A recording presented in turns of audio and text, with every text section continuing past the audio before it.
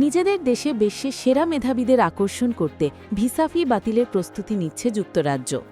দেশটির প্রধানমন্ত্রী কেয়ার স্টারমারের সরকার এরই মধ্যে এ বিষয়ে নীতিগত আলোচনা শুরু করেছে, যা ব্রিটিশ ভিসা প্রক্রিয়ায় সম্ভাব্য বড় পরিবর্তনের ইঙ্গিত দিচ্ছে।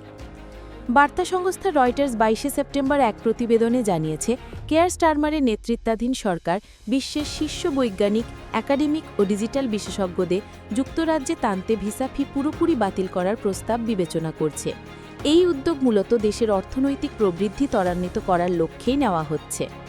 সরকারের গ্লোবাল ট্যালেন্ট টাস্ক ফোর্স এই নীতির পরিকল্পনা হাতে নিয়েছে। তারা বিবেচনা করছে বিশ্বের শীর্ষ ৫টি বিশ্ববিদ্যালয়ের স্নাতক এবং আন্তর্জাতিক মর্যাদাপূর্ণ পুরস্কারপ্রাপ্ত বিজ্ঞানী বা বিশেষজ্ঞরা এই ভিসা ফি ছাড়ের আওতায় আসবেন।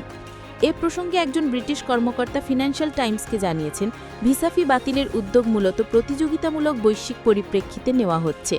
বিশেষ করে যুক্তরাষ্ট্রের অভিবাসন নীতির কড়াকড়ি ও নতুন ব্যয়বর্ধিত হাই স্কিল ভিসা প্রণোদনার পরিপ্রেক্ষিতে এই পদক্ষেপ আরও জরুরি হয়ে পড়েছে।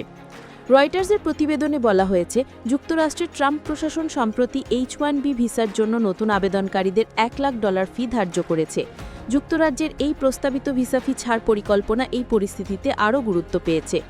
বর্তমানে যুক্তরাজ্যের গ্লোবাল ট্যালেন্ট ভিসার আবেদন ফি £766, যা আবেদনকারী স্বামী, স্ত্রী এবং সন্তানদের ক্ষেত্রেও প্রযোজ্য।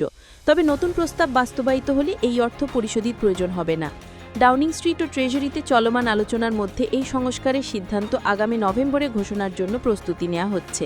কর্মকর্তারা মনে করছেন, বিশ্বের সেরা মেধাবীদের জন্য ভিসা ফি বাতিলের পদক্ষেপ দেশের অর্থনীতিতে নতুন উদ্দীপনা আনতে পারে এবং যুক্তরাজ্যকে বৈশ্বিক প্রতিযোগিতায় আরও এগিয়ে রাখবে।